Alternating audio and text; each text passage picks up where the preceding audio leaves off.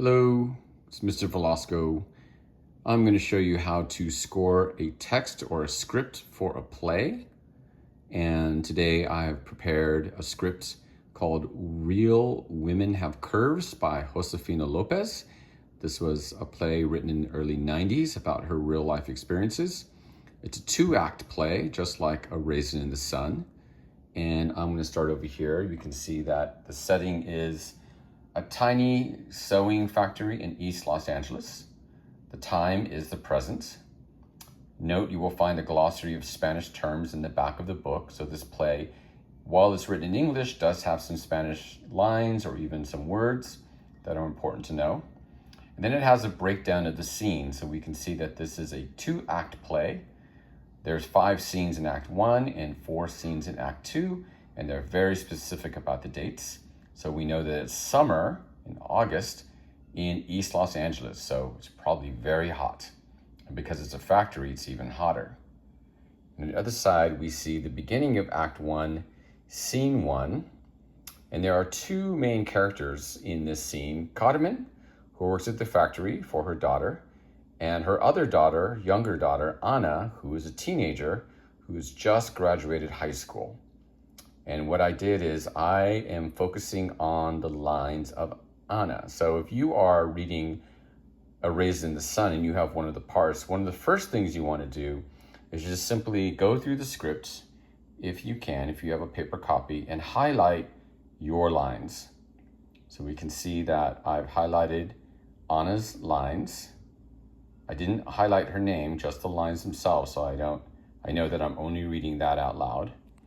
And I'm going to turn the page here, and you can see on the next 2 pages that I highlighted the lines, but not the stage directions. So in italics are the stage directions that someone should be reading out loud as well, the narrator.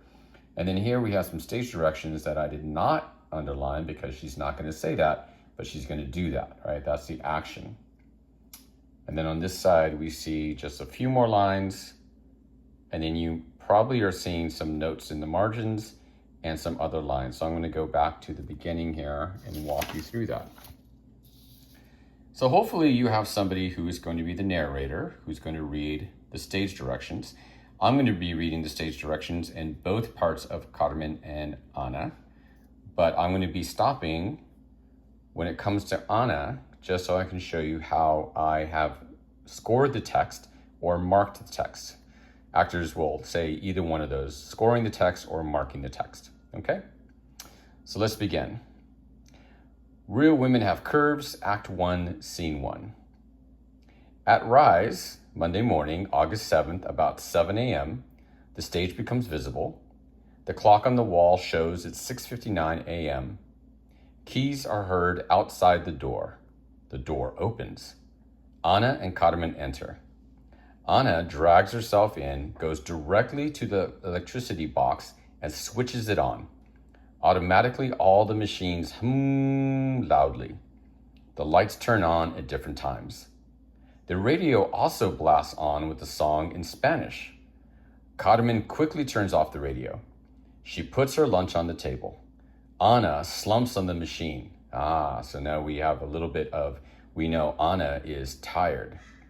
Carmen then gets a broom and uses it to get a mousetrap from underneath the table. She prays that today will be the day she caught the mouse. She sees the mousetrap empty and is disappointed. All right, so here's the dialogue. Pinche rata, I'll get you. Returns the broom. She takes $2 from her purse, approaches Ana and presents them to her. Then, go to the bakery. So here's Ana's line. No, I want to go back to sleep. And so here I've done a couple of things. One, I've underlined the word back, so I emphasize that. So you always want to underline any word that you feel should be stressed. And then any notes that are about how to say the line or emotion. So in this case, I said loud and annoyed, just to remind myself. So I'll read that line again.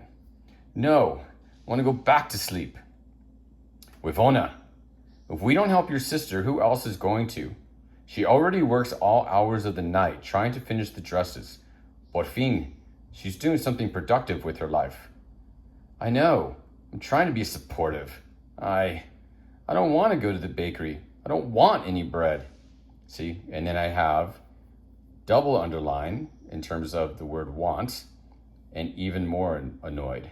So the double underline is just an even louder stress on that word. You can even just underline a syllable if you want, but usually that's saved more for Shakespeare. I'm gonna go ahead and turn the page and get to the second page here of the script. All right.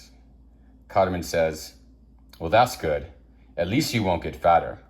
And Anna's gonna say this next line really shocked. Ma!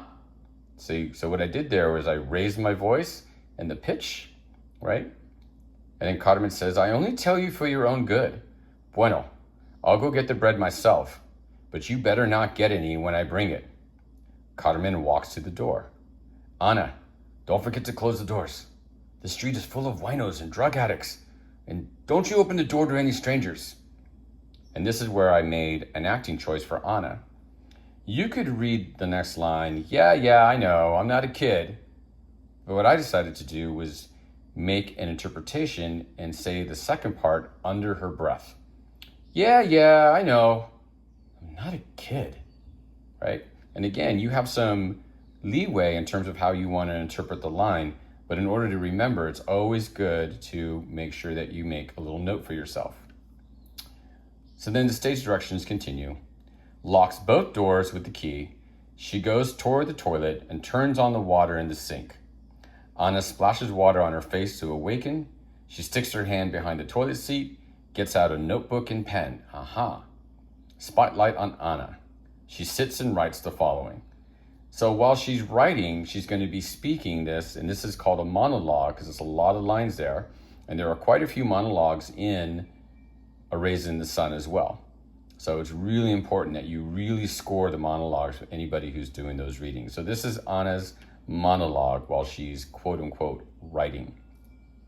And then I want you to see how I do in hitting those stresses, those lines that are underlined, and I'll show you something else at the very end.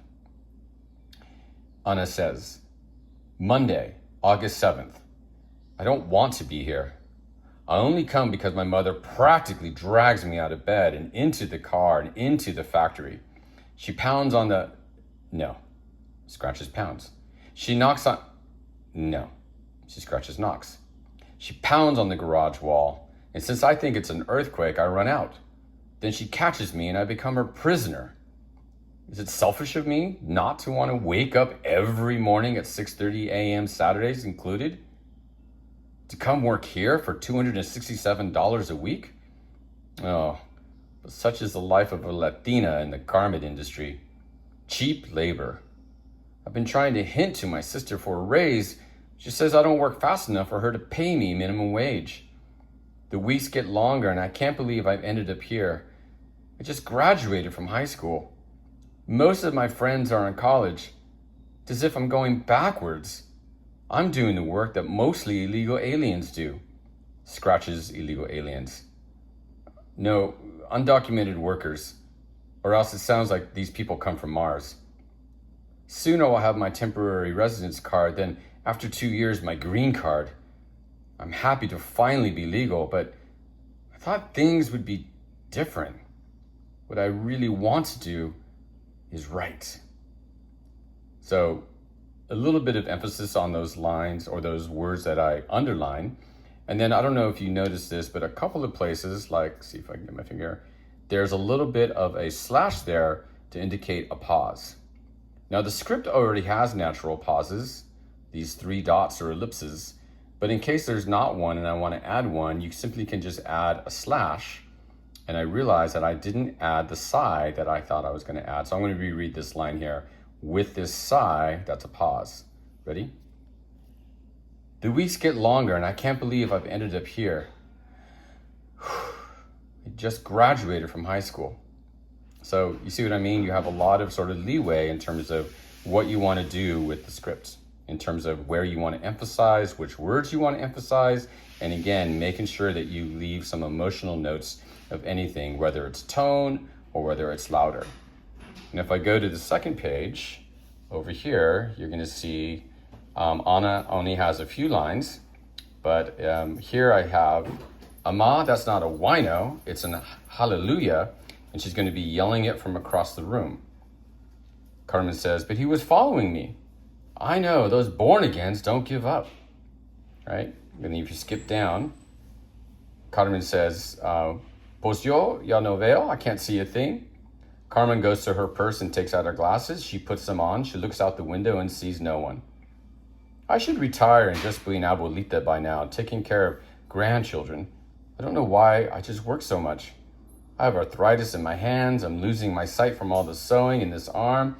I can hardly move it anymore. Anna does not pay attention as usual. Yeah, ma, right? Carmen, I wonder where's Estella? She should have been here by now. I thought she left the house early, back to being annoyed, right? So there you go. So again, you as the actor have some choices to make about what words you want to emphasize or phrases to emphasize with underlining, where you put pauses, and also any kind of emotional notes. You make a little note with pencil. You can try it. If it doesn't work, you can try something else. So it completely depends on how you want to do that. All right, I hope this is helpful for you. See you later.